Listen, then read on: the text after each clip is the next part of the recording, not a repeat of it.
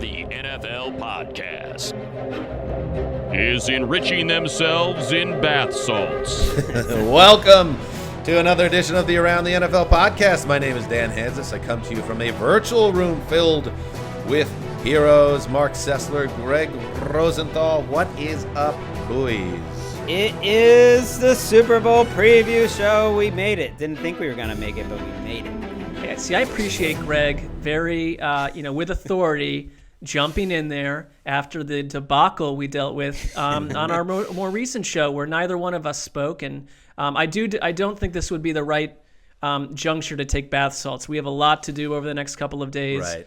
You don't want to wake up under a bridge with like four people next to you, none of them breathing. We don't want to pull the Super Bowl podcast equivalent of Barrett Robbins, the Raiders center. Sorry, Gregg. I'm just clutching those pearls. It was a tough spot for tough spot for old BR there. We don't want to do that, so we are going to keep it on the straight and narrow. And it is the Super Bowl, and yet we're not there, and it's obviously so different with the Chiefs and Bucks setting up in Tampa. Ricky, give me some NFL Films music. Let's try to find a different pathway to get into this. I believe this is the song "The Final Quest" by the great Sam Spence. Mahomes. Tom Brady. Two legends of the sport. It's pretty good. That is not a bad Facenda, Gregg. Yes, this is it. This is the game. And I'm not spiking the football at the 2-yard line to say I can't believe we've pulled this thing off because there's a COVID-laced barber on the campus of the Kansas City Chiefs that has let us know that at all times the coronavirus remains in the picture. But we're almost there. We're almost to the finish line of the 2020 NFL season. And we have a big show coming up today filled with great guests. We're going to have Kyle Brandt, who's going to join us when we do our Go Get My Sandwiches Super Bowl predictions segment. We also have a favorite of ours going back to our youth, and he's guys as plugged into Super Bowl history as anyone because he's always at the game and has been for 30 plus years. Chris Mad Dog Russo of WFAN fame and now Sirius XM. And just in a couple minutes, Baldy's going to talk football and the big game. Any kind of big picture thoughts, Gregg, as we get ready to talk Super Bowl 55 between the Chiefs and Bucks, and a very different Super Bowl setup for you personally, Gregg, with Tom Brady doing it for a different team. It is weird. I am going to enjoy getting, because we might never or not get to do it again with our kids. It's certainly not at this age to watch some of the game with them. I thought you said it well, how it doesn't feel the same, and maybe it is the football gods hooking us up here, because you're right. It doesn't feel the same. Everything's different about the world we live in, certainly about our jobs. But okay, if the Super Bowl is not going to be the same, and you're not it doesn't feel as similar to the hype. How about the football gods give you two football gods to go watch? Because the matchup is about as good as it possibly could be, and it's like these two guys who have sort of stolen each other's superpower. It's like we thought about if Brady had a superpower when he was young, it was his pocket presence, and to me that really sets Mahomes apart right now. And if Mahomes has a superpower, it's his deep ball. And who's throwing the deep ball better than Tom Brady when people said his arm was kind of shot and not the same anymore? So like the gods are delivering, if nothing else, like a game we should be as hyped as possible about. I also think that we each have children that are into football enough to understand what's happening, and some of them very plugged in, and to show them this game because they get to see Tom Brady near the end. And I'm not saying that that's happening, in the next year or two, who knows? But Mahomes at the beginning, gradual decline. That has been a trenchant prediction, the gradual decline. I would clearly say, Dan, that you've half nailed it. I did get it right. I mean, you never know when you're like riding a bike and you're like, oh, this is a little bit harder than I was expecting. And it turns out that the decline or the incline is so gradual that you didn't even notice it. But then when you're going back the other way, it's like, oh, this is kind of fun going down this. This didn't feel like a hill. It didn't look like a hill, but it kind of is. That's what this is. And I'll buy that. But I think I did a bad job specifying what I meant by it. It's one of those like tricky hills. Okay. I will attempt to buy that. I mean, if anything, I think he's having more fun under Bruce Arians and outside of, Patriots empire than ever before. But the one other thing the one other thing I love to see, I mean, I guess it's hard to get a tangible idea of how this means, but we've been watching these Super Bowls forever, and there's never been a case study of two teams having 2 weeks off with no media nonsense the same way it normally is. That the Chiefs are flying into the game on Saturday beforehand. I mean, it's just a completely different experience. And for me, I think if you're Tampa Bay, the Chiefs have this big game experience from a year ago, almost their whole roster. But Tampa Bay is in a home game situation. I just wonder what that will mean in terms of a quick start. The way that they've operated, there maybe is less distraction. Tom Brady's alone for 12 days. We'll see. We'll never have a Super Bowl like this ever again unless the world is not changed a year from now. I hate everything about the Super Bowl and the way things are right now. And hopefully this never happens again. And next year when the game's right in our backyard here in L.A., it'll be blown out with all the pomp and circus. Bring it all back for me. I want it. I want it all. But like Gregg said, maybe what comes out of this, the silver lining is, yes, we get to watch it at home with our families, and it's an awesome game because I think that we seem to be heading toward one of those Super Bowls where it just makes sense. It would be very surprising to me if this is a blowout. I guess you could say that a lot of Super Bowl years where it's turned out lopsided, but this one to me feels like both teams are well suited to go toe to toe, and I don't sense Tampa Bay in any way is going to shrink in the moment because while the Chiefs have the Super Bowl experience of last year, the Bucs have a lot of guys that have been around before, including, of course, the quarterback. The fact that they can't shoot the cannons off, though, I don't like that. That you got to let the cannons shoot. You got to let the cannons fire. If they win, fire. they do. If they win, they say they can shoot it off after the game. So, but what? There's some motivation. There's some motivation in case that they weren't properly. But some motivated. Unnecessary, unfun nitpicking here. Why not? This may not happen again for another 55 years. A home team in their own stadium, and a home team that has a boat in their home stadium, a giant pirate ship on the seas. You're not letting them fire off the cannons? I mean, how crazy is it that we've talked, for years and years when there's been a team that is a Super Bowl favorite that happens to be the year that their home stadium is hosting. You talk about it. Could they be playing in their own stadium? And then when it finally happens after half a century, it's during a pandemic where 13,000 people will be in the building and everybody will be wearing masks in giant bubbles, although it's Florida, so who knows what's actually going on down there. All right, now. All right, we set the table. See, I'm already starting to feel better now. But the Super Bowl, it's Super Bowl Sunday coming up in just a few days. Let's get going, and let's dive deep on football with someone who knows the game as well as anyone out there. All right, yes, promised amazing guests in the Super Bowl preview, and who better to talk about the X's and O's of Super Bowl 55 than with the great, the iconic Brian Baldinger, known as Baldy. And Baldy, welcome to the Around the NFL podcast. Welcome back. Where are you right now? Because it looks, I'm going to guess, cave in Peru. I've been to caves in Peru. I'm not there now. I'm a little more plugged into that, but I am in Hawaii. So we had the Hula Bowl on Sunday. So I announced the Hula Bowl.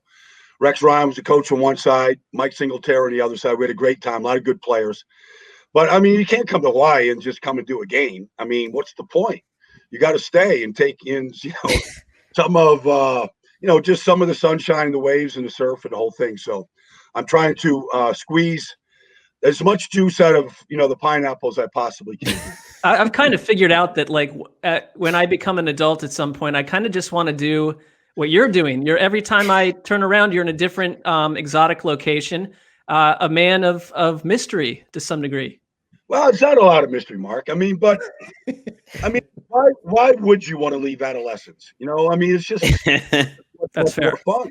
Sometimes I feel we find time to get all the work done, study all the tape, grind as much as anybody. But to me, it's just got to enjoy every moment possibly. So that's kind of my approach to everything here. And I feel almost bad because I feel like we always go down this avenue with Baldy where we marvel at where he is and what he's doing. But you have to understand, Baldy, and I think you do, because I think other people marvel in the same way that us middle-aged guys doing this podcast that have the kids and the wives and stuck inside. I think we kind of live vicariously through you and your adventures. You're So fighting. thanks. You said you're fighting a shark today. Well, so, we were supposed to fly to Kona yesterday and to go swim with these Pacific mantas. I don't know if if you've been around Pacific mantas, but they're Not recently. No. But like these creatures are unbelievable. Like just the wingspan on them is 20 feet. And just one little swoosh and they're gone, and they're just amazing. So they have this night dive, which is a little scary, but they have this night dive with these Pacific mantas, and they literally come right up to you, and they give you like a little smooch, And so I just want to go down with my GoPro and go dive with these Pacific mantas because I've seen them, but I can't really. They're too fast for me to just swim with them. So I thought, okay, so we had this thing booked, but yesterday, for some reason, the weather in Hawaii was just atrocious. It was just windy and rainy, and it was just like they called it off. And so I was bummed. So I'm like, we got to do something. I got to fly out of here today. And they're like, oh, we got it. We got this shark dive. It's just an hour boat ride. You dive in. There's these tiger sharks and these nurse and all these sharks, and they're gonna chum the waters. They're gonna come. I'm like, it's a terrible idea. I'm in. They're like, don't worry, you'll be fine. I'm like, okay, so here we are. Like we're up against it right here. We can't back out now. We signed up and we're going. This could put a whole new meaning into Baldy's breakdowns, though, if it goes wrong. Yeah. What I'd like to do, though, Gregg, is I'd like to be able to do the breakdown underwater. Like I need an underwater apparatus where I can do it in real time, not post-production. Like I want to do it as the tiger's coming at me to give you a sense of the size and fear and all of that.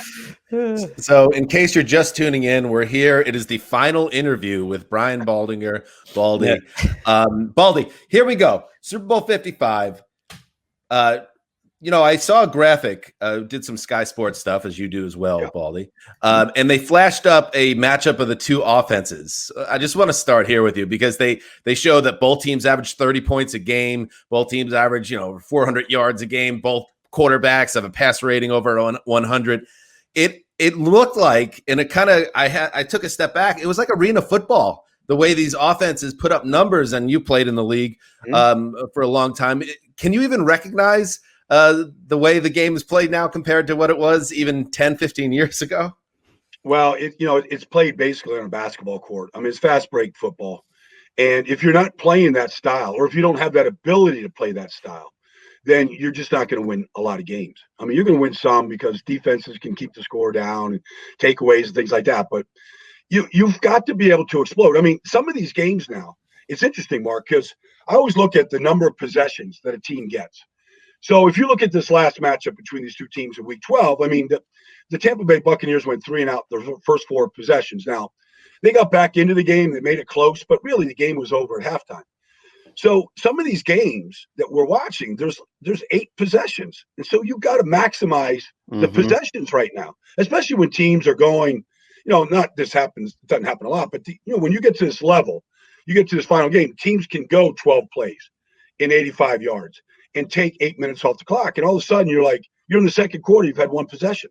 So, if you're in that type of game where you're only going to get 7 or 8 possessions, you better maximize it. And if you're thinking you're just going to be able to run the ball and not take these chances and not throw the ball down the field and get these big chunk plays, then you're just not going to score enough points. And so both these teams have that ability to score points in bunches. And we've seen it. We saw, the first time we really saw this from the Chiefs was in the AFC Championship game when they were down 14-0, 21-0 against the Patriots. They took the lead in the fourth quarter. And there was nothing that Bill Belichick and that defense could do to really stop them. And so that's when you said, okay, because no lead is safe with the Chiefs right now. No lead. 9-0, 24-0, pick a score, 20-10. No lead in any quarter is safe the way that they're capable of playing.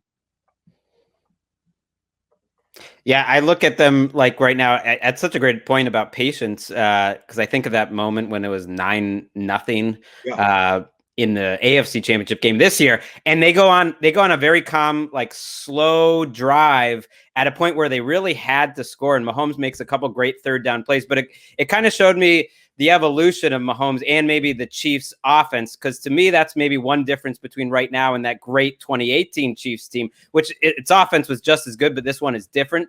That now, do you see Mahomes like just mentally from where he was 2 years ago, more on top of it, more willing to take that 7-yard throw to Kelsey, which feels like the most unstoppable play in football right now, and just kind of beat you slowly to death if that's how you're going to play it? I think that's right. I mean, I think that's a good observation, and I do think it's more into that. They don't have as many explosive plays at the end of the season as they did in 2018. They're not the number one offense in football like they were, and so I do think that there's more of that going on right now, a little bit more patience. He still has the desire and the eyes. I mean, I think his greatest strength is his eyes. I mean, he sees everything. And, a lot of guys can see things. They just don't have the arm to get the ball anywhere. And so I think it used to be his eyes would just get big when he'd see, DeMarcus Robinson 30 yards down the field on the other side of the field, and he'd take the shot. And while that would still work at times, I think right now he's more than satisfied taking that 7-yard gain and just chipping away at it and just waiting for the moment to go big or to just finish the drive. We're 67 days out from when they last played each other, and I know it's sometimes chic to say, well, it doesn't matter what happened during the season, but I thought you had a great Baldy's breakdown on showing how the Bucs defense did not really do a great job tracking Tyreek Hill in motion. They let him get open. And it wasn't him. It was Travis Kelce. And one of my favorite Super Bowl deep dives is how Belichick dealt with Marshall Faulk in that first Rams Super Bowl. He said that all week long, we're going to remove Marshall Faulk from the game plan and then just deal with whatever Kurt Warner and friends have left over. I mean, with the Chiefs, that's a different era at this point. Can you even attack the Chiefs with that kind of a plan at all? Is there any way to do it? If you're Todd Bowles, how is your head not exploding at this point? Well, I mean, I think you have to, like in some of these breakdowns I went back to, the AFC Championship game and what Belichick did to Tyreek Hill, because he recognized his speed and, how he could just ruin you in one play from anywhere on the field. And so really, I thought the MVP of that game was Devin McCourty, because Devin McCourty, I don't know that he had a tackle in the game, but I mean, he literally played over the top of wherever Tyreek Hill went. He had one catch for 40 yards, didn't score a touchdown. They only threw to him 3 times. He just dissuaded Patrick Mahomes from going to him. And he did go to other guys in that game. But I thought that was an approach that maybe Todd Bowles can look at and say, look, Antoine Winfield Jr. can do a lot of different things. But maybe we should remove him from doing a lot of things and put him over the top at free safety and Tyreek Hill. Because what Andy's going to do, Andy Reid and Eric Bieniemy are going to do is, like we've seen, I mean, their pre-snap motion is as much as anybody in the business, but it's with a purpose. Andy always does things with a purpose. And so some of that movement of Tyreek Hill is so that you can't just say, okay, my free safety is going to be over the top of him, because you don't know where he's going to end up. He could end up in the backfield, slot, outside, and so it's a little bit difficult. And then the same thing with Travis Kelce. He does a lot of motion, one side of the field, the other. So if you want to do what like Belichick did to Marshall Faulk and say, take Kelce out, let's say, well, you don't know where he's going to be. And then is that going to mess up the assignment within the framework of the defense if you try to take Kelce out and go punch him or knock him off or not let him get off the line of scrimmage? So, I mean, Andy knows what you want to do. And so they scheme around that a lot. So it's part of the chess match that makes this game so fascinating on Sunday. I think it's a tough, it's a great conversation, but Aaron Rodgers to Devontae Adams, Patrick Mahomes to Travis Kelce, what's the most unstoppable 1-2 punch in the receiving game right now? I think you have to give it to the Chiefs, or at least I do, by a hair. And then I know you talked about this week, but love to hear some more of your thoughts on it. Gronk at his peak, of course, now he's in Tampa and he has a different role, but Gronk at his peak with Tom Brady, that's another one of those unstoppable pairings of all time. Like, who would you take in a cage match, peak Kelce, which is right now, against peak Gronk earlier last decade? Well, when I did that breakdown, I mean, I really thought about it long and hard, because they really are different players. I mean, Travis Kelce although he does block and he will kind of interfere with the defender every once in a while. I mean, he's basically a giant receiver. And if you ever just watch the Chiefs warm up, I mean, their warm-ups are over an hour. And Kelsey runs every single route in the tree. And he runs it, and you look at him, you go, you see his speed and his size, but then his agility. And so he's, I think, more agile than Gronk. I think he's probably faster over a period of time. I think Gronk early on, like 2011 when he had 17 touchdowns, I mean, he might have been able to run with Kelsey, but he couldn't run routes like that. He just Gronked people and carried people. And so it was a little bit different. But, Gronk is one of the great, if not the best blocking tight end I've ever seen. And we've seen it in the playoffs this year. We've seen him pass block, Chase Young. We've seen him block on Cam Jordan. I mean, some really talented players. Montez Sweat, he's handled one-on-one. He's really valuable as an inline blocker. And he has, throughout his career, gone out wide to wide receiver, in the slot, in motion. I mean, done all these different things. But I still think of Gronk as a true Y, a guy that can really anchor the line of scrimmage, strong side runs. He can handle defensive ends, outside linebackers, and he still can. And he looks like, it's probably not his favorite thing to do. He's still good at it. And that's just something that Kelsey doesn't do. But to answer the first question, Davante Adams right now, Mahomes, or, which one would you take? I said the same thing. When I watch Kelsey, he looks unstoppable, in part because the offense goes through him. I mean, he's going to get 10 targets, minimum, and so does Davante. But I think that where the difference is that when Patrick Mahomes breaks the pocket, I mean, his first look is at Kelsey, and Kelsey almost always uncovers. I mean, I don't care who you put on him. I mean, he's just going to shake him loose in that moment to just be free for a second. And Mahomes instinctively just keeps finding him. It's so crazy. I mean, you put your number one cornerback on him, and he beats your number one cornerback. What do you do at that point? But before we, let you go and everything, Baldy, I feel like you're a guy in the trenches, and you're talking about this fast break football, and you're talking about passing game. But you're a former offensive lineman, and I'm sure you got to look at this game and think, what a mismatch that the Bucs have this underrated, I think, awesome offensive line, maybe one of the very best in the league, not getting like a ton of pub, and the Chiefs weren't really a great offensive line all year, and they just lost their left tackle. And to me, that is a big thing to overcome. And do you think like that could be the difference in this game? I do. And I've looked at it hard, and they played 17 snaps with this reconstituted offensive line, of Remmers and Allegrati and Ryder, and, now Wisniewski back in there and going for his third Super Bowl title. Every team needs a Wisniewski. And then you take Andrew Wiley, put him out at right tackle. They were fine for 17 plays against Buffalo, but I mean, this is a different front that they're going against. And I do think it's going to be a factor. But I remember I was at this offensive line seminar this year in Dallas, and Ryan Jensen was there. And so I was there sort of doing some instruction and doing some film work, and it was a good group. Taron Armstead, Lane Johnson. It was kind of the who's who of the NFL in a COVID world. So, it wasn't the biggest turnout, but we had a number of guys. I remember I sat down with a lot of these guys. I sat down with Ryan Jensen. He's, I'm sure you guys have interviewed him or whatever. I mean, he's a great character of the game, and he's an underrated player. But I remember, getting to asking him about Tom Brady, and he just sort of like shakes his head. He goes, Baldy, I've been playing center my whole life. I've never had a quarterback give me dissertations on how to snap the ball. He goes, he's asking about the laces, a wet ball, rain, wet field, where I wear my towel. Like, I'm getting 30 minutes on the snap. Like, I just thought I was going to, shotgun snap it to him. But, where I want it, right side, hip pocket. Like that's, I kind of just knew the depth that Brady goes to in every detail of the game, but I never thought it would come down to the center.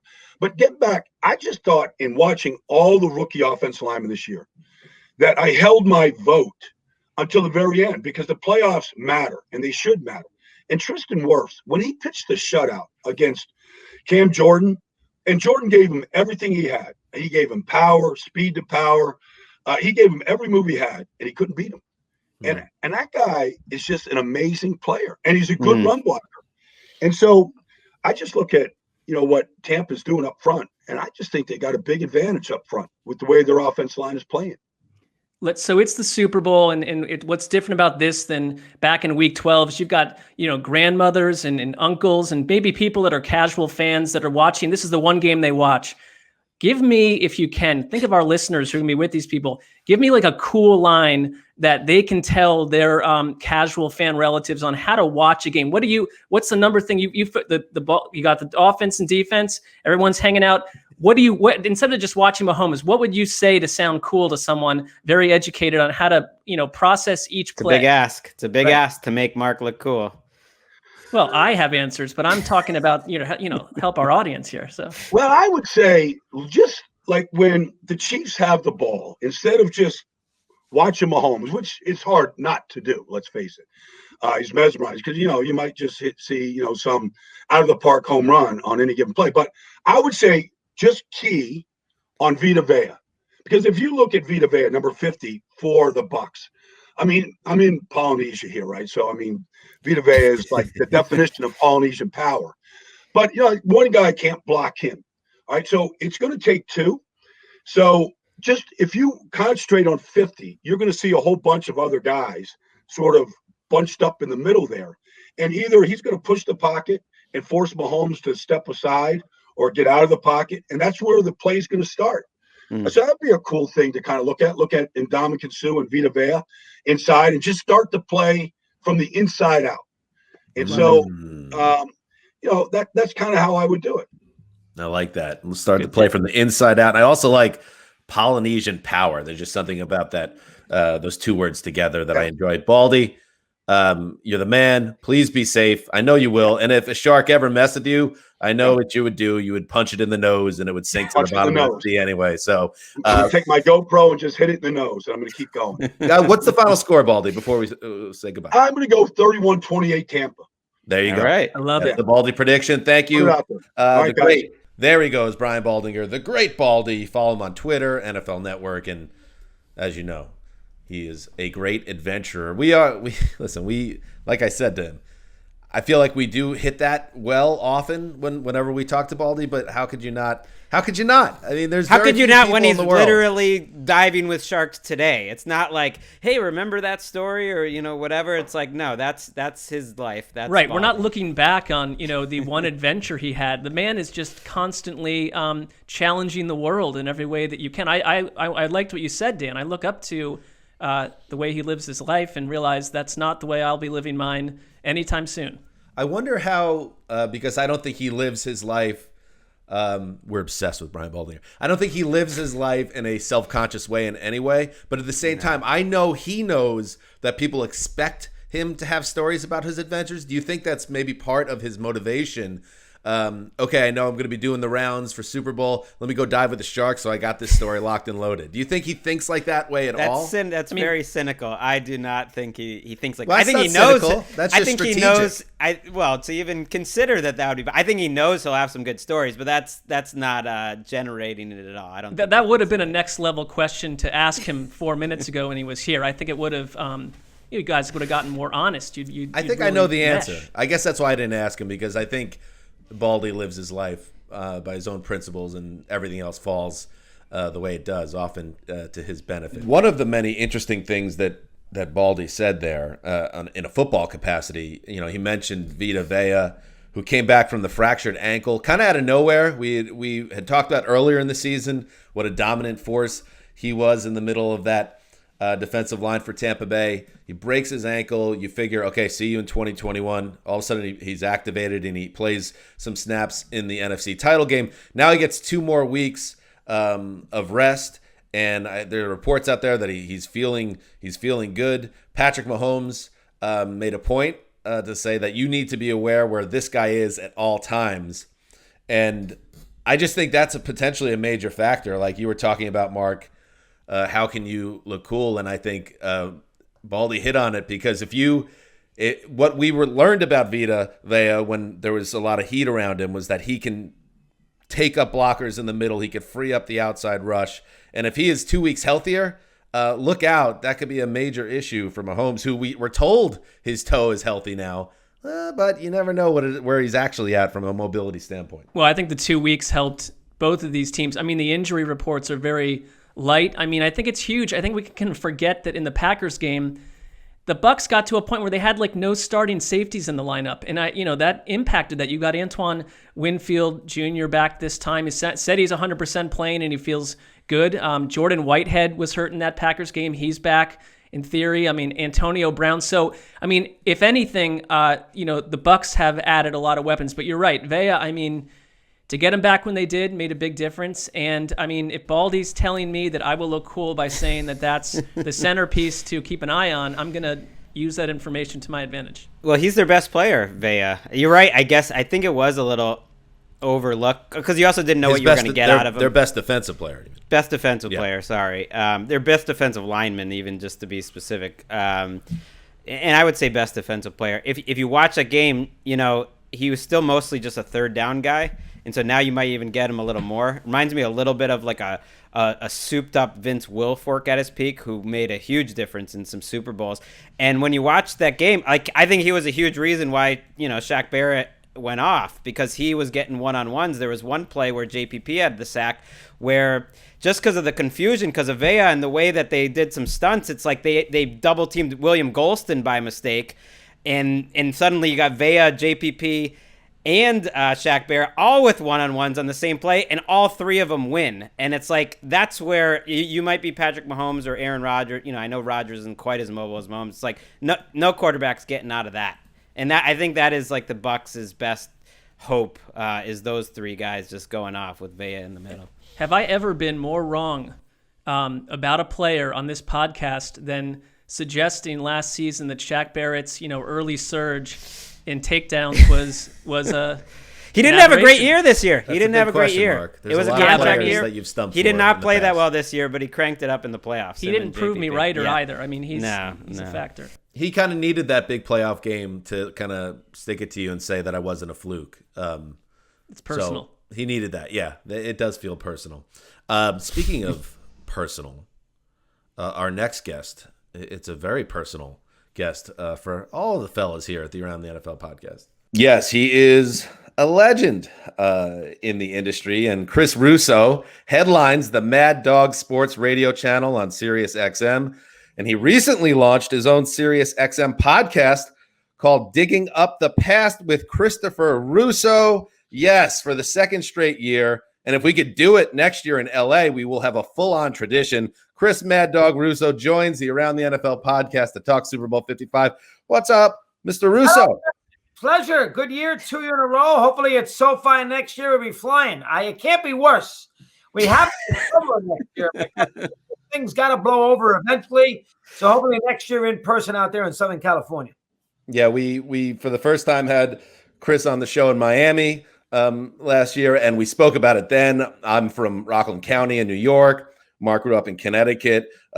Gregg was more a fan during the Yes years, I think, of Mike and the Mad Dog, where you watched a lot. So we're all huge fans of you and always have been. And our colleague, Chris, Steve Weiss, posted a photo on social media from Radio Row in Tampa, and it was a completely empty convention center floor with the exception of one show well off in the distance. I have to ask, because you're a renowned workaholic, was that you in the deep distance? Guys, let me see the picture. You got a picture there or no? I wish I did, and that shows our lack of preparation. We were in Tampa for that. The first one that was in Tampa in the old days for Mike and I was the Buffalo Giant one. Right. Great game. That was the Super Bowl 25, I believe it was. Yep. We were in.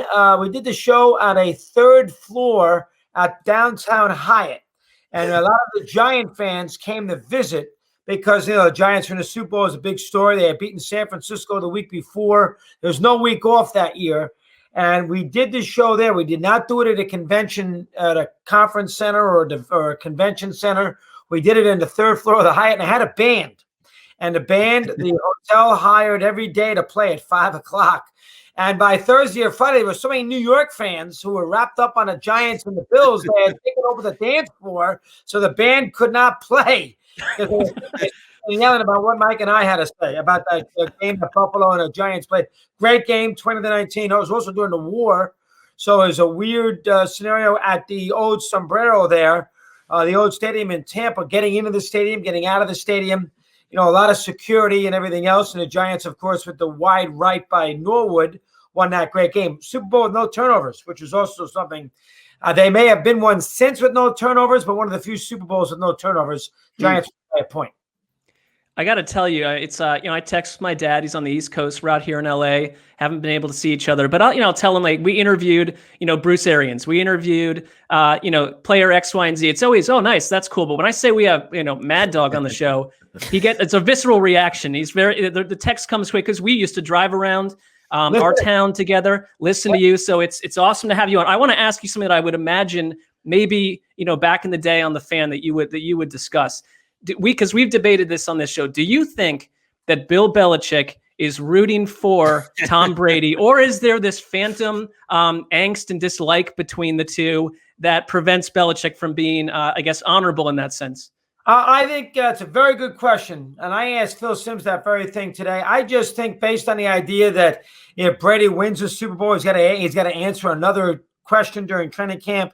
I got a sense that probably down deep, and I don't think he hates Brady. I think they respect each other to no end. But I do think probably he's rooting for Andy Reid and the Chiefs. Only because does he want to be dealing with the fact for the rest of his life that Brady won a Super Bowl without Belichick, and Belichick did not win a Super Bowl without Brady? I mean, the two of them are joined at the hip. So I would think, if he's being honest with himself, and he's not going to ever admit it, but if he's being honest with himself down deep, you got to figure that Belichick is rooting for win the game, I would think. And I don't think that means he hates Brady. I just think a professional. He doesn't want to be a situation where the guy that leaves him ends up winning and he ends up 7-9. So as a result of that, I have to believe that at the end of the day, he's going to root for the Chiefs on Sunday afternoon. To that point, because I agree with you 100%, Mad Dog, and Gregg Rosenthal here. He's a Patriots homer, so he doesn't like that. But if Tom Brady, even just getting to the Super Bowl with a new team, is a big deal. If he does win on Sunday, the chicken and the egg thing with Brady and Belichick, it's an interesting conversation. I almost feel like Belichick needs to build another winner before he goes out, or else it's going to be seen as that Brady was the real driver on some level. I think there is. I think you're right on the button with that. I do think, and that's another reason why Belichick's going to root for Kansas City. You don't remember the Super Bowl losers as well as you remember the Super Bowl winners. Well, I do think, listen, Brady's got a ton of offense there. He got a big break with the Jared Cook fumble there against the Saints when he fumbled at midfield with the Saints up by a touchdown. And he's got Evans, and he's got Goodwin, and he's got Antonio Brown, and he's got Gronkowski, he's got Cameron Brate. He's got a lot of guys.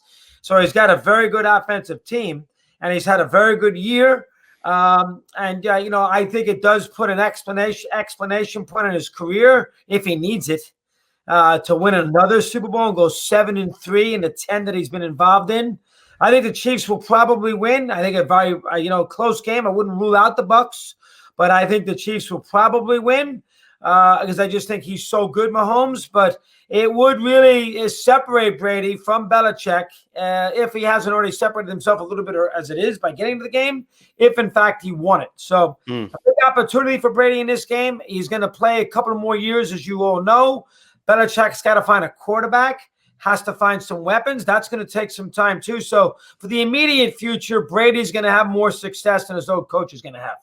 Well, but Belichick also had like a little head start there, winning a couple Super Bowls with the Giants. I guess I like to think that Belichick is rooting for Brady. Number one, he knows he's going to be spending the rest of his life with Brady. They're going to be together pretty, on a relatively short order. Brady will be retired, and they will be attending every banquet and every celebration for the rest of their life. And it also, if he is rooting against him, it would be proof that there's never enough winning. That there would never be enough winning to satisfy you, to make you feel whole enough that you're a big enough person to just enjoy it, which it does feel like Belichick at this point has reached that stage on some level where he's kind of not laid back in any way, but he's just an enjoy it. And you could also flip it, and I'm curious what you think about this, Mad Dog. Hey, Andy Reid goes and wins the Super Bowl here. I'm not saying, you're going to put him up there with Belichick, but it's been my opinion that before Andy Reid even won this last Super Bowl, that he's the most influential coach of the last 2 decades. Him and Belichick, they're different. But in terms of changing the game and what he's meant, the people that have been under him, the way he coaches offense, all the coaches, everything that Andy Reid believes in, now that is the NFL. If he's goes back to back like Belichick once did back, and then he starts stacking up wins. Like, where do you see Andy Reid in the coaching kind of hierarchy? 100%. He's got the great quarterback there. Mahomes, everybody knows, unless he gets hurt, is going to be at many more of these games. I think the Belichick thing and Brady is just about competitiveness. I mean, you can't be that great and not be competitive. And, I have to believe that Don Tippy's probably rooting for the Chiefs. As far as the Reid goes, Reid had a bad reputation, not a bad reputation, but a big game, couldn't get it done reputation for a long time. He lost 3 championship games in a row at home with the Eagles. It was time to go for Philadelphia. He got lost that terrible game, the Indianapolis, that one year, a few years ago, and he had that huge lead. Mm-hmm. He's always a good coach, but you always wondered about time management.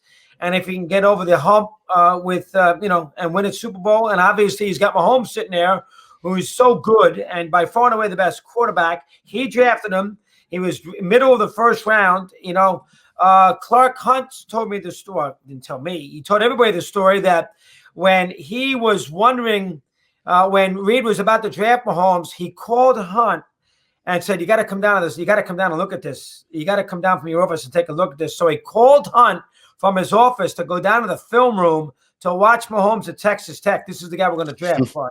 So there you go. And Hunt said draft him. So, and as it turns out, in Mahomes. I mean, Mahomes is going to win. Who knows how many he's going to win? I think he might win tomorrow. He's going to win what? Win on Sunday. He's going to win. He's going to be in what, 5-6 Super Bowls minimum? I mean, does anybody think that Mahomes, who's in his, low to early to mid 20s, is not going to be at this game 6-7 times in his career? It have to. I mean, how would he not be? I mean, you would think he's, Kelsey's going nowhere, Reed's going nowhere, Hill's going nowhere. They know what they're doing, but they got something good going here for a period of time. And, he's going to win some. Now, I don't think he's going to necessarily win 6 or 7 like Brady, but Mahomes is going to win, I would say, he's going to win 4, 5. And if Reed sticks around for that long and wins them as it is, he's going to be right up there with the Lombardis and the Belichicks, because how many can you say that Belichick? He's 68, 69 years of age. He's not going to win a Super Bowl next year. I mean, it's going to take Belichick a long, long time to get back to this level. And he's won 6 now, and Reed's already won 1. And he's got the quarterback for the next 10 years. He might win 3 or 4 more. So at the end of the day, Reed might be as close to Belichick as you would, as we would be. We'd be surprised to think how close he might be to Belichick at the end of the day.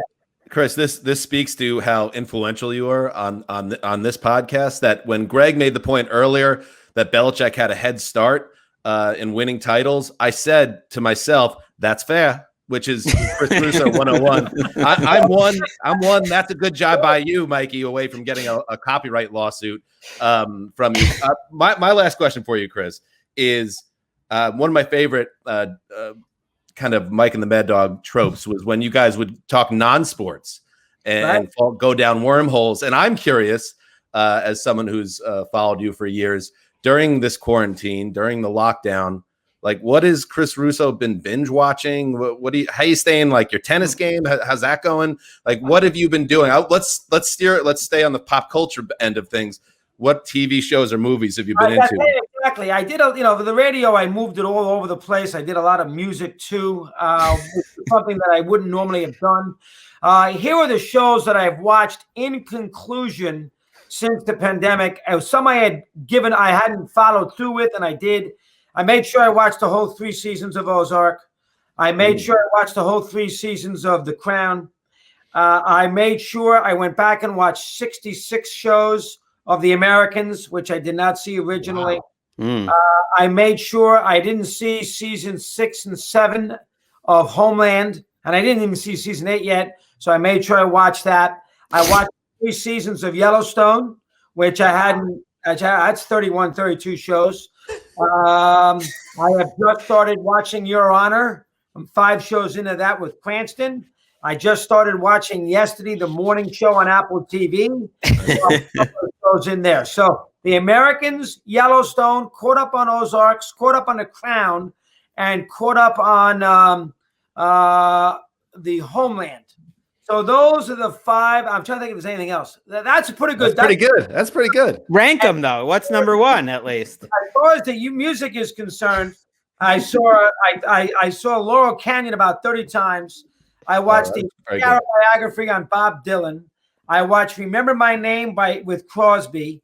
I've gone back and watched all the Byrds and Roger McGuinn and Joni Mitchell things I can possibly find. I watched the Jim Morrison movie with Val Kilmer. Remember that in 1991? Yeah. Of course. So I have been all over it from a music. I've been all the music and the TV shows. I've been completely all over it. I have not watched the movies. I haven't gone back and watched all the Oscar winners. But if you think about it, those are 66 American shows. I watched 20 Crowns is 86. I watched 33 Yellowstone, so that's 122. I watched 7 more of the morning show and the Your Honor, that's 130. I mean, I have watched, and then 2 seasons of Homeland. I have probably watched 150. Oh my God! I've read millions of books, but I have probably watched 150 series shows since March 13th. That's ridiculous. That's a good answer. I don't know like when you sleep or if you're sleeping. I'm quite impressed. I have one quick WFANS question for you.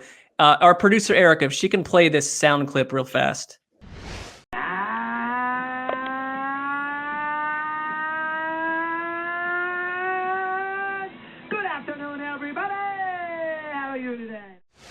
All right. By the way, hard to find that on YouTube. A good version of that because having it heard 100 times, you're the man. How did that come about?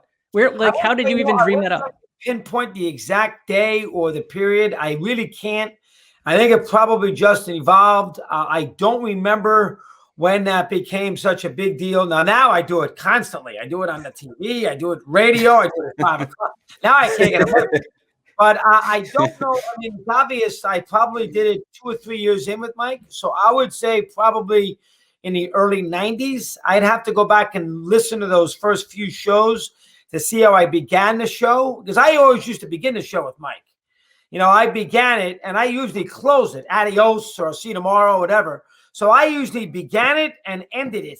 And got Mike, and then we got moving together as the show goes. But I don't know when I actually began with the and. Now, I actually did it at Radio City Music Hall in 2016. Whenever we did that show at Radio City Music Hall, I came up the elevator. They got an elevator behind Radio City, which takes you from the ground floor to the first floor at Radio City, and it's a closed thing in the back. It's an elevator, and it's an outdoor big elevator. And I actually practiced it before then, and then they opened up the curtains and I did the and. So I've actually done it at Radio City Music Hall, but I have done that and for a hell of a long time. My God, many years. Chris Russo once again headlines the Mad Dog Sports Radio channel on Sirius XM. His new podcast, Digging Up the Past with Christopher Russo. And before we say goodbye, I want everyone to understand. Chris noted that he thinks the Chiefs win again.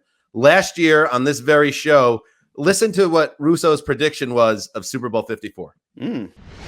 So I think it's a dead even game. I think 1st to 31 will win. I'll probably lean Mahomes. Flawless victory.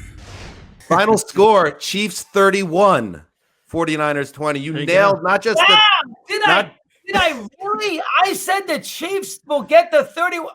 That is fact. I did not know I had done that. Wow. Oh my God.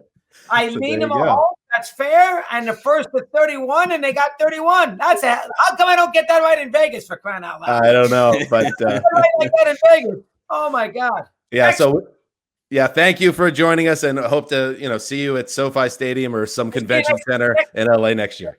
12 months. Thank you, Chris. All right. Okay. There he goes, the legend. If there are listeners who didn't grow up in Northeast, aren't in the same age range as us, don't even live in America potentially, you have to forgive us for geeking out when Russo is on, because it really is it's an honor in a way, because I don't think I'm doing this if his show didn't exist. So that's geeking out, and to get a reaction out of him like that at the end, actually, that's a bit of a thrill, I have to be honest. I had the same thought, like, just for what we do and the way that we cover sports on this show. It's most thrilling to me when it kind of feels like WFAN, if you take the 25,000 hours I spent listening to WFAN when, I have no car, you got no girlfriend, you got nothing going on except WFAN in your life, I don't think I'd be here. I'd be somewhere completely different, so I'm with you. When you played the intro, good afternoon, everybody, I knew that was not the one from the day after the Yankees blew a 3-0 series in the ALCS, which personally was my favorite intro ever. It lasted about a minute. He lost it, his voice, he just screaming it, and then the next 3 hours after that were just some of the most fun I've ever had as a fan, like relishing a victory. The closest we maybe ever got was the Patriots losing last year, and Dan's glee in that, because Mad Dog was ultimately just sticking it to Francesa too, and just the way that he was enjoying it.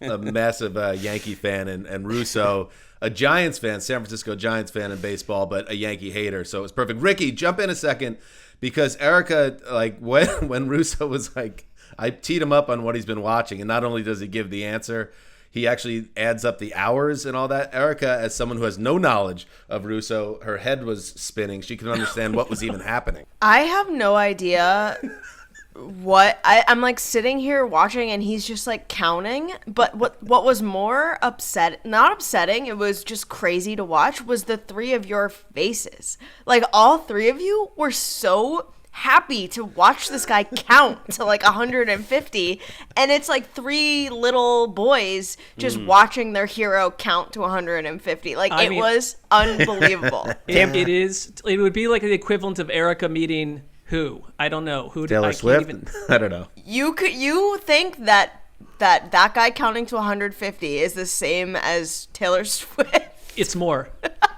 It's more. Yeah. Erica was also like, I bang out 150 shows in like 2 months. That is nothing for me in 10 months. That's more of an age thing, yeah. All right.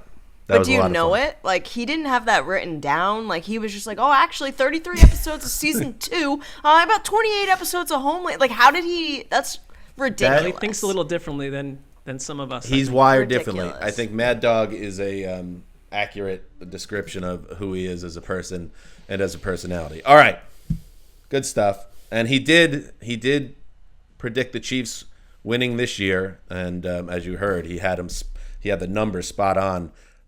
31 points for the Chiefs and a win over the 49ers. So, I mean, if you're going to the desert, I don't know, maybe think about that. Dan, you have. I don't know if you've ever struck a victory with more emotional weight than Mad Dog Russo essentially aligning and agreeing with everything that you said about Belichick and Tom Brady.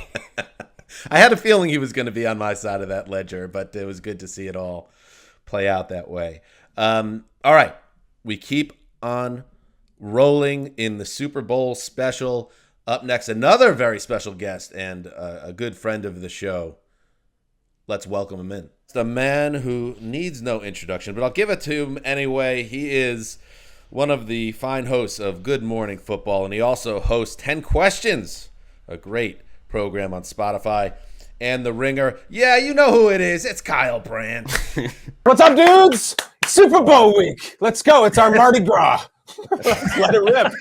It doesn't feel like Mardi Gras this year. It just obviously everything feels different. But the fact that you're right now sleeveless in your Angry Runs t-shirt, your tank, it does bring a little normalcy to the proceedings. Thank you. I'm going sleeveless. There's a new show that I'm trying to get on. I don't know if you guys have ever seen it. It's called the Real World Road Rules Challenge. And that's going to be my new goal for 2021. So I'm trying to show off the a little bit. No, they're gonna want you on that. I'm sure they've asked Kyle many times, right? Come on.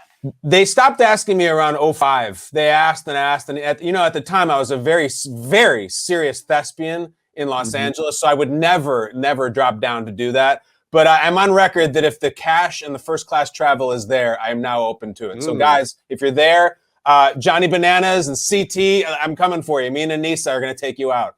And you documented it, I believe, on a New Year's Eve Instagram post. You're in the best shape of your life right now. Like, CT's like 47 at this point, and he's still doing the show, I think. So I think you, at what are you, 42, 43? You could. I just turned 42. Right there you go. You'd win. Yeah. I normally when I get the itch to do the challenge, all it takes is just seeing one promo that says like this season on the challenge. and it's just like triple kissing and jacuzzis and like guys on HGH sucker punching people in bandanas. And I was like, no, I'm out. I don't think I can hang with that crowd. I'm more comfortable with you guys. Yeah, you're a suburban dad, and it's like we just had Baldy on, and Baldy was saying, "Oh yeah, I was gonna swim with the manta rays later today, but that fell through. So now I'm actually gonna swim with sharks. We're gonna chum the waters and jump in." Like some guy, Baldy again, a unique case where a man of his age, it doesn't matter. He's on his own life adventure. For the rest of us, that you kind of reach a point where you slip away from the place where a sucker punch and a jacuzzi and all that lifestyle is acceptable, quite frankly. Yeah, aren't we supposed to be reaching our like run with the bulls in Pamplona portion of our lives and like Polar Bear Club and all that? I just want to sit down and drink gin and watch the Queen. Like that's what I want to do. I'm cool. Well, but also get jacked to a point where, I don't know if you fit into the dad school. I mean, when I think of dads, they're a little pudgy. They got some work to do. I mean, you're moving out of that realm to some degree, and I am a little concerned about that. Maybe too, Jack. I am too. But listen, what goes down must go up. The only fun in losing 30 pounds is then gaining it back. It's like Viggo Mortensen lost like 50 pounds to be in The Road, that like very serious Cormac McCarthy novel that he did. And then he was in Green Book and he ate nothing but sausage for like 6 months. And it was way more fun, believe me. Yeah, we all of us, I guess, are technically could be square in our midlife crises. All four of us in our 40s. I just watched The Crown episode with Prince Philip, Queen Elizabeth's husband, where he watches the moon landing and it triggers something in him and shows that when he's giving speeches to the concrete union while man is on the moon, like where am I? And it actually did. It was affecting to the old Zeuser, where I actually started to think about things.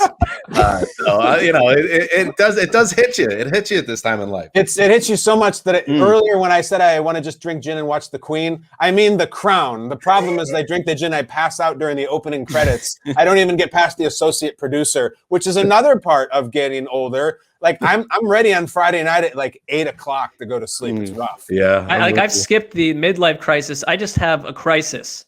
There's no real start or end date to that. So, all right. So good discussion on mortality. Let's start edging toward the Super Bowl and football talk. And I want to, Kyle, as you know, and very lucky and happy to be a part of Good Morning Football during the season. Kyle does it every day, hours and hours of content. So you do that, but you also have this 10 questions interview show, and I really enjoy it. And you had Brett Favre on this week. And if you're a listener of this podcast, you know that I'm very edgy when it comes to the sack record. Jets fans, we don't have much. We had Marc Gastineau with that record. And Kyle, right on the nose, right on the money, made sure to make that an aspect of the conversation with Favre. Let's listen to a little bit of that. So you're saying that there's no part of you that was aware of the record and wanted to give him the No, I was aware of the record. Yeah. I could care less if he got it or not. I played against Michael Strahan many a times, one in particular that propelled them into the championship game, into the Super Bowl. And he was hell on wheels. When he wanted to rush, he was almost unblockable. So I was aware of it, but there was no advantage on my end to, again, the only advantage would be is if he paid me $50,000 to give him a sack, which he didn't pay me $1. Yeah, Kyle, you do a great job with these questions and you do the work. But the one question I would have asked there as a follow-up, why are you lying to me? Listen, I'm born and raised in Chicago. Favre, it's very difficult to look at your heroes or your nemesises or all that and be like, dude, you are so full of crap. What are you talking about? Stop it.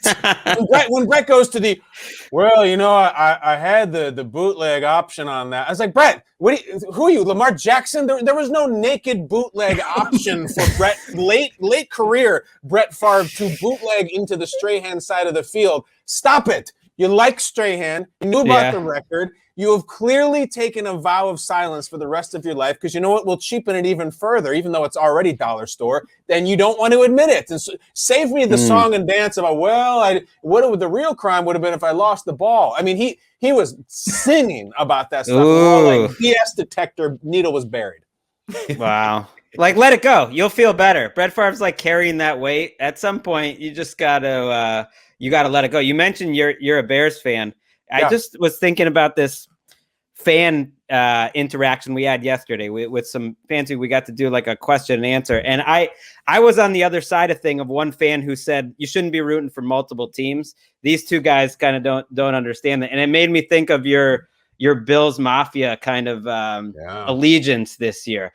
And I get it. I wasn't a Bills guy this year, but I get it. Like we're talking football all day, whether your team is doing well or not. Like the point of sports for me is like, if you're watching two teams, you root for one of them. I just naturally, if I'm watching two tennis players, I root for one of them. And like, you end up like falling for these. I don't know why. I love the Carson Palmer Bengals like throughout the time. So what is your thoughts? I'm curious about like sports bigamy or just like rooting for multiple teams. You have your main team, but what's your thought about multiple teams? Oh yeah, it's you're selling it short at bigamy. It is full on polygamy. Like this is Bill Paxton and with Collecting Lives on HBO. Here's what it is. If you cover NFL, like everybody does it now, but I know you guys are in the trenches, you know, when it's like OTAs and rookie camp. And if you're really into all of it, it's like, I get sick of the same cereal all the time. Like the Chiefs cereal or the Packers cereal, it's like it's just Frosted Flakes every day and it's delicious and it's great.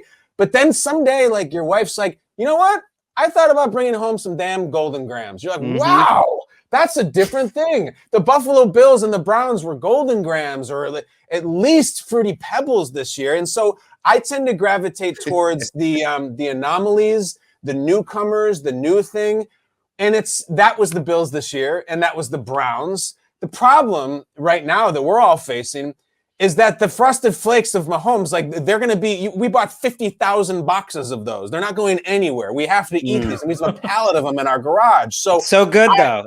I mean, they're really, really good. But even the greatest thing ever, you're like, oh my God, another bowl of Frosted Flakes, another Mahomes to Kelsey play. Like it's great. And I respect it. I just like that new injection of something nuts. Like, oh my God, Stephon Diggs is on the Bills and he's unstoppable. This is kind of fun. Well, I think Gregg is selling us just a tad short because we even DM'd a bit and I was telling you that your mission to raise awareness of the Bills and celebrate what they were doing, I'm totally with you on that. I think there are good guy teams where I just feel a good energy around them. And the Chiefs, they're not boring to me, but it's like, I don't know if I need to watch like a Tecmo Bowl on acid every Sunday. So I'm me though rooting against Michael Jordan. When I look back on it, I was like, why did I spend that much energy rooting against him and not enjoying like the greatness? Now it's like I just want to enjoy. At least in this case, I want to enjoy the greatness. I was a Celtics fan. I mean, they were pretty out of it, but it's like Gregg, something you and I had talked about when I come on here before is that this also have something to do with the fan base when you start rooting for them. Like there's some fan bases that are just snobby as hell. And there's some that are like thirsty and there's some that are a little scared and there's some that are kind of horny. Like they all have their different characteristics. So like some of them, if you were to give a hype speech to be like, we can do it, they'd be like, shut up, poser. Like you don't know our team, screw you. But there's certain teams like Buffalo, certainly like Cleveland. If you tell them like, hey man, no one believes in you. Like they love it. They want to hear it. They don't too. Yeah. Who's horny? What fan base is horny? I want to know. Well, I think it'd be the Las Vegas Raiders. Just so you went home, you look around, the great artists that they see. I think their coach, their late owner. There's a thread of horniness through the Raiders that I think we can't all deny. Highly arousing in Silver and Blackland. All right, let's now. This is a tradition on the Around the NFL podcast Super Bowl preview show. And really, this speaks to how high we hold Kyle Brandt and it's the high esteem that we hold for him. We want him to be a part of our Go Get My Lunch. Okay. You turd. Super Bowl propositions where we make one bold prediction about the game. Hang your onions, sirs. And we see if it plays out. I'm having a really good season in the prediction game, and if I can land this Super Bowl prediction, I think, Gregg, and I know you and I are closest in the all-time standings. I'll jump out, I think, potentially to a significant lead. So a lot on the line here. Kyle, this will be his first sandwich prop of all time. Yep. So I'll let you hang back for the first setup so you know how we all do it. And I would like Gregg to get us going with the sandwich prop. Wait, and by the way, Dan, I mean, if Kyle goes 1-0, your business about jumping out ahead and it doesn't matter. He'd just be leading the standings. And just so if you're a new listener or for Kyle's purposes, Gregg will now make a prediction about the game. You could either agree with Gregg and say, yep, I see that. Or you could say, no. I challenge thee and put a sandwich on the line. And then we see how it plays out. Gregg, get us going. I do think like Connor Orr went 2-0, predicting something about Ryan Tannehill in 2014. So it's he might be the all-time guy. Well, it's like the batting title in baseball. It's like you have to have at least like 1/3 of the plate appearances or something like to qualify. But that's fair. Let's not, get caught up. So we talked about the pass rush of the Bucs earlier with Baldy, and I wanted to make sure we got this into part of the show that Jason Pierre-Paul in 2011 had one of the best seasons and one of the best playoff runs of any defensive player I've ever seen. It's sort of been forgotten to history. Had a good Super Bowl, not a great one, but an unbelievable run before that. I have loved watching this guy. I thought he was going to be an all-time great. He's had his moments ups. He's obviously had his obstacles. But the way he's been rushing the passer in this playoffs, he seems like a man possessed. He dominated against Eric Fisher last time out. Now you got Eric Fisher's backup in the game. I think Jason Pierre-Paul shows up on the biggest stage, has another monster, memorable performance. I'm going to say 2 sacks in the Super Bowl is my proposition, and it will shine some light on one of the most fascinating characters, I believe, in the NFL over the last decade. A lot of feature stories, obviously, Kyle, this week, because he's in the Super Bowl. He blew off a part of his hand 6 years ago. I remember, I think I was working in the newsroom that day when it happened. It was like, oh, I guess I'm not going to his 4th of July party or whatever it happened. Nice. But to come back the way he has, Kyle, pretty amazing, JPP. Yeah, that's a very nuanced joke you made too there, Dan, about the 4th of July party. That's highbrow. I like it. Listen, is this when I say go get a sandwich? Someone's got to take me up on me. So I say he's getting 2 sacks. That's hanging some onions. And if you don't think that's going to happen, you take me up on it. I will take you up on it personally. I will too. That's a smart play. Wow. All right. I hate to make it a clean sweep here, but I also am going to, for the reason why during the Mahomes media session this week, he fielded a question from a reporter who was clearly English as a second language. I think he was from Mexico. And it was very endearing. I thought he asked the most basic question of all time. And it was like, he's basically said, Patrick, what are the things you need to do to win this game? Like, you could have gone anywhere. And Mahomes actually handled it really earnestly. And the first thing out of his mouth was, I got to get rid of the ball quickly. I know that going to this game, I got to get rid of the ball quickly. And I thought, I'm like, wow, that's actually a really interesting answer because I always come away from these games. If there's one storyline that keeps coming up and being at the Chiefs offensive line injuries and COVID and the Bucs pass rush, if we're talking about it, they're talking about it a lot. And so I thought that moment from Mahomes tells me, I don't know if there's going to be the sacks we all think. I'm going to take you up on it, Rosie. All right. There you go. So sandwiches already on the line. 3 of them. I'll go next. All right. Gronk. Let's talk Gronk. And Marc, I hope I'm not stepping on your toes with this because I know you've been referencing Gronk a lot this season, and I had called it out. No, you're not. Okay, I come up with 8 different bets, so I can do whatever I pick. They're not bets. Sandwiches. Yeah. We don't use the B word. Yeah, propositions. We don't do that.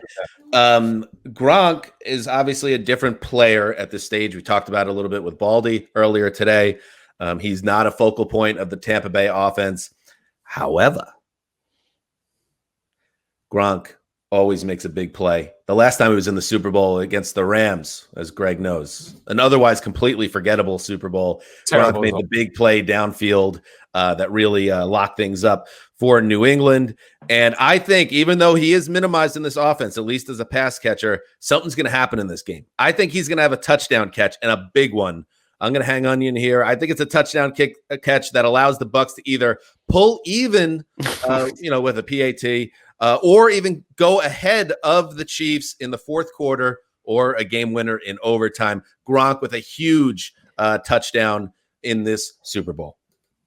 Well, this is a classic Marc move in the sandwich game, which is go ultra specific and make it almost impossible to win. And so I don't know if I would have taken the Gronk scores a touchdown because, that's what I'm rooting for. I want that to happen. I could see it. I bet it actually would mean something to Brady. He's going to want to get Gronk a touchdown. But threading that needle is too tough. I'm taking you on that. I mean, he had 100 yards when they met in week 12.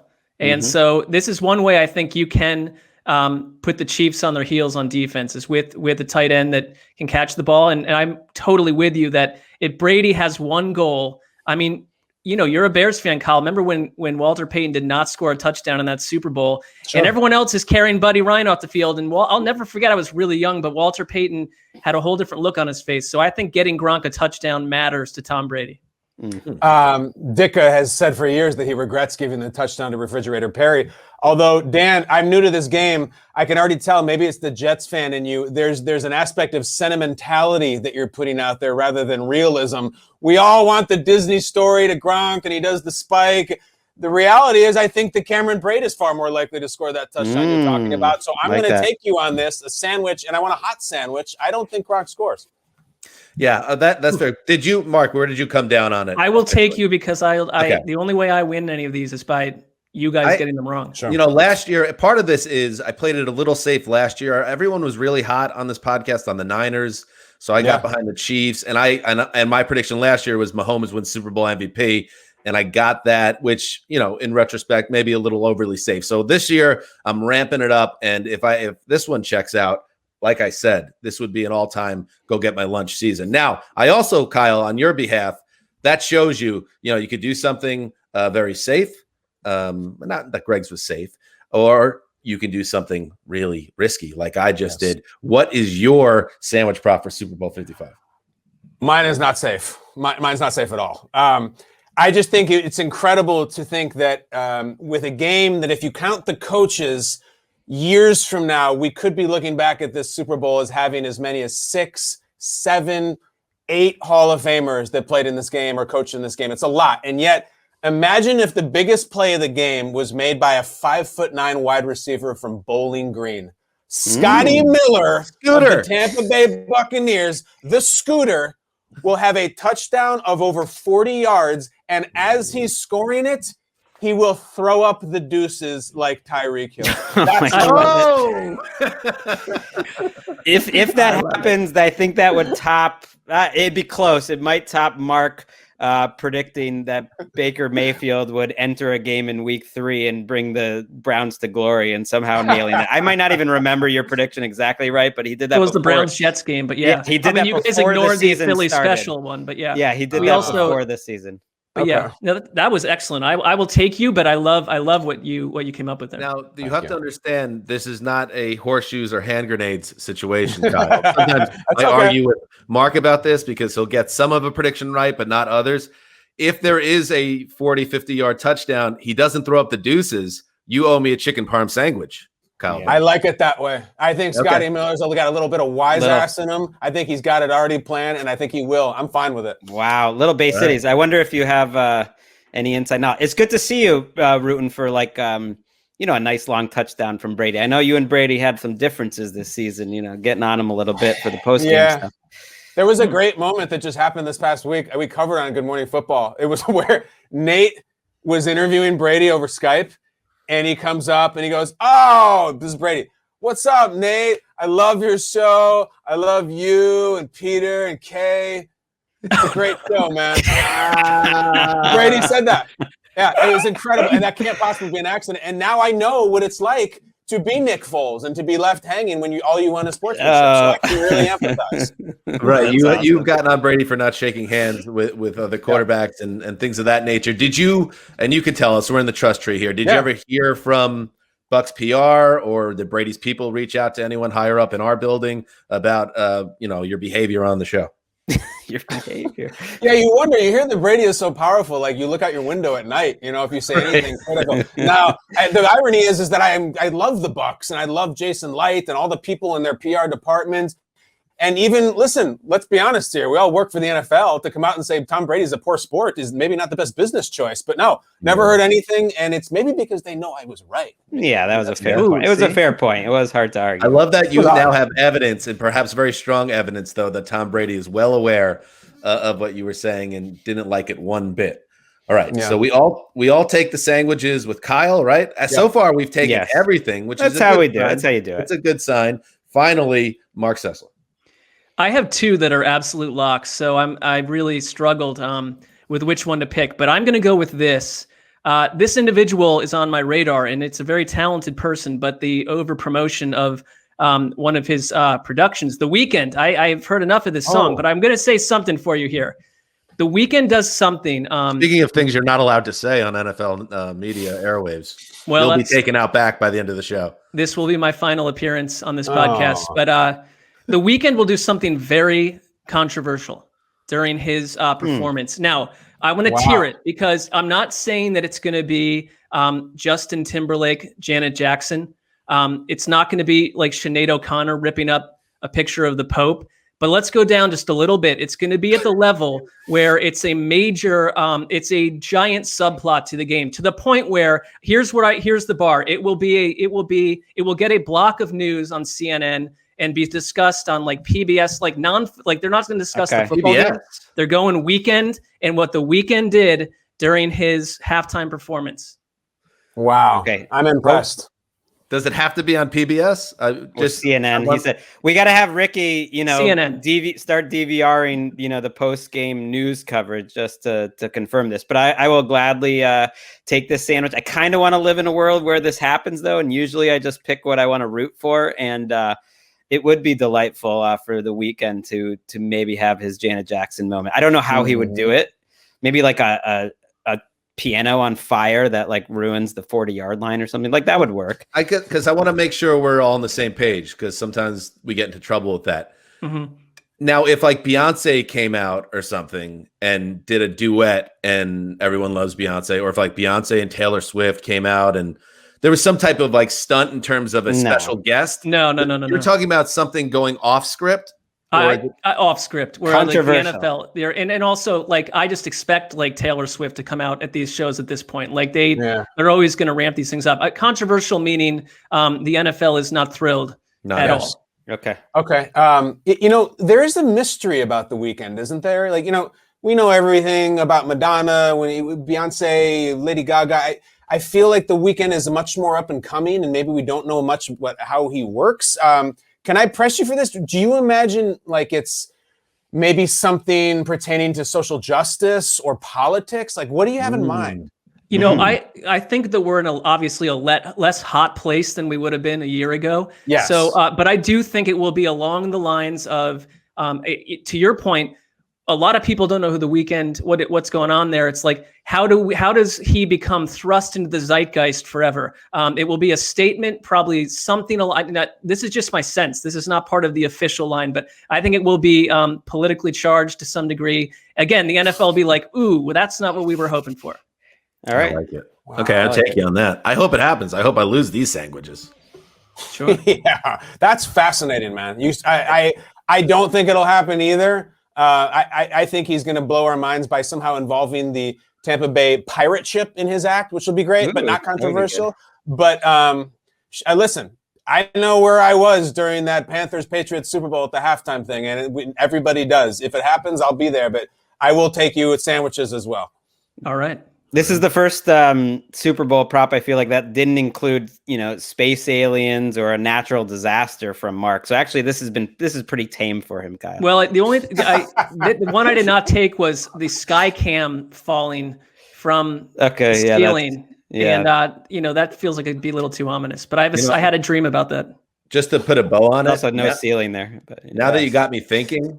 And you got me thinking about where we are and what's happened in the past year, and the fact that the Weeknd, an R&B pop star, is performing. This might be the year where Janet shows up.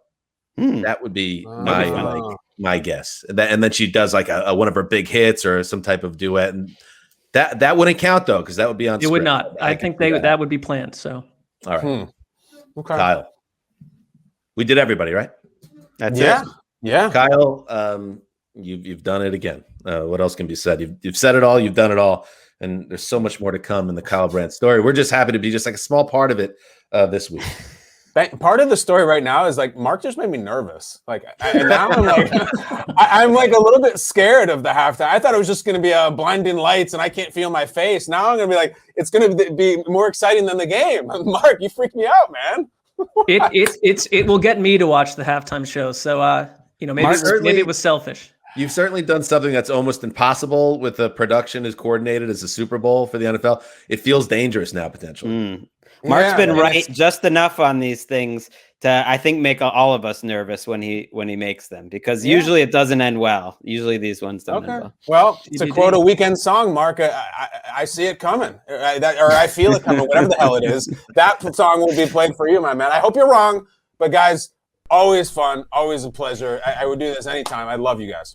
Thanks, love Kyle. You too, Kyle. Thank you. The great Kyle Brandt always delivers. And hey, Ricky, why don't you jump in? I wanted to see if you had a sandwich prop to throw in before we sign off. I think, and this is a little crazy here, Chad Henne will throw one pass. It could be one pass. Mahomes is sidelined for anything. It could be a trick play. But Chad Henne will throw a pass in the Super Bowl. I love that. That's creative because it could come through disaster.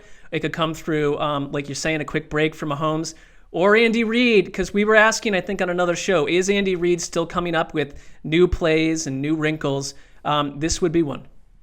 Well, Marc loves it because no one predicts injuries in this exercise more than Marc. And it would be an amazing call if Chad Henne did it with a healthy Patrick Mahomes there. Chad Henne has never done that before. And I think it's basically predicting injury. So I'm definitely taking you up on this. I'm not rooting for Patrick Mahomes to get hurt. Come on. Yeah, I'll take you up on it because I think there is enough wiggle room where morally, Marc, I feel okay with taking this because there is this idea that Andy Reid has a wrinkle in his playbook that has Chad Henne passing on purpose with Patrick Mahomes available. He looked good. I don't believe it. I don't believe that in the Super Bowl, Patrick Mahomes will be completely shut out of any passes if he's healthy enough to do so. So I'll take you on it. They're game planning for Mahomes. You want to throw a little anything can happen out there? Sure. I mean, Reid could subversive. Do it. It's fun. It's fun. Okay.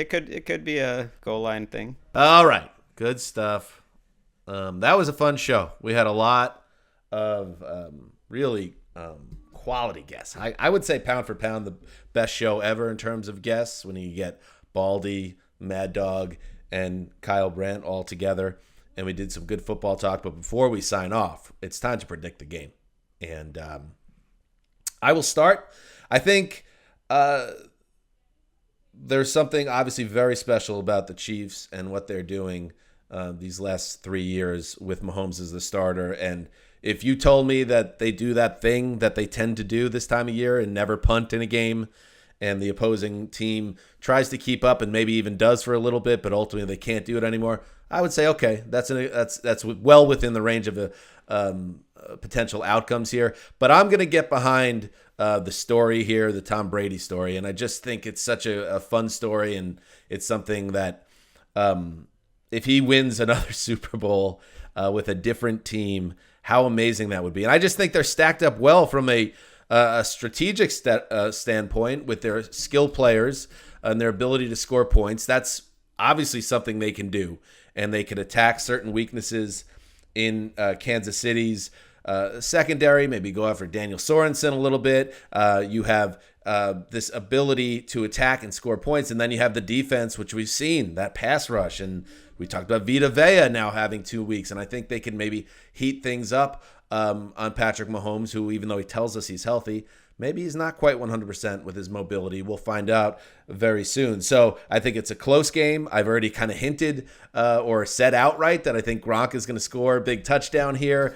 So that's a close game. I think it will be a 34-31 Bucs win, and Tom Brady gets his 7th Super Bowl title and 10 bites at the apple. That's interesting. 34-31, like that could be and I'll lock it up. You're going to lock it up. Well, what else are you going to do? How would you? I guess we don't. I guess Super Bowl picks are. I choose to lock it up. Yes. What about you guys? How about I go second because Gregg Marc, is the lock champion. So let's keep the headliner for the end. I have the Bucs winning a very close game, and everything you said, Dan, I will echo without echoing it verbally. The thing for me that I really was impressed with the Bucs against the Packers, if someone told me that Tom Brady would essentially melt down and throw 3 straight interceptions, and yet they would come back and find a way to win that, not just with their offense, but their red zone defense and Bruce Arians being hyper aggressive before halftime on that touchdown to Scotty Miller and really turning the Packers into an offseason of chaotic having to answer questions about LaFleur's strategy. I think that's what happens when you lose these games. I don't see this one going that way, though. I think this is...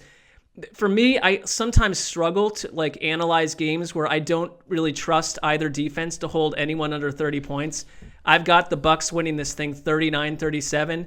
I think they'll do the best they can to hang on, but I don't expect Patrick Mahomes to make a lot of mistakes. I don't expect Tom Brady to repeat a multiple interception game. I think you're going to get the best of both and the best story in sports with Tom Brady winning another Super Bowl at this age. It's incredible.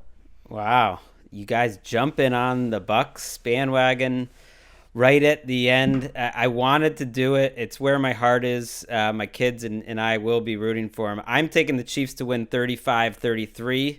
We do Game Day View on Fridays. You should check that out and check out the Around the NFL broadcast because we're going to have some different elements in there and talk about the game there. That's what we call a thread the needle game because the points here are 3. So I'm taking the Bucs to somehow keep it closer than that. But I can't pick against Mahomes.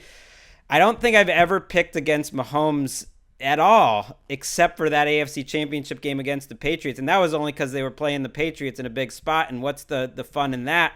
I look at the Chiefs in the playoffs and the whole thing we talked about, are they just going to crank it up when we get to January? Yeah, that's happened on offense, but it's happened more on defense. Their defense has been awesome.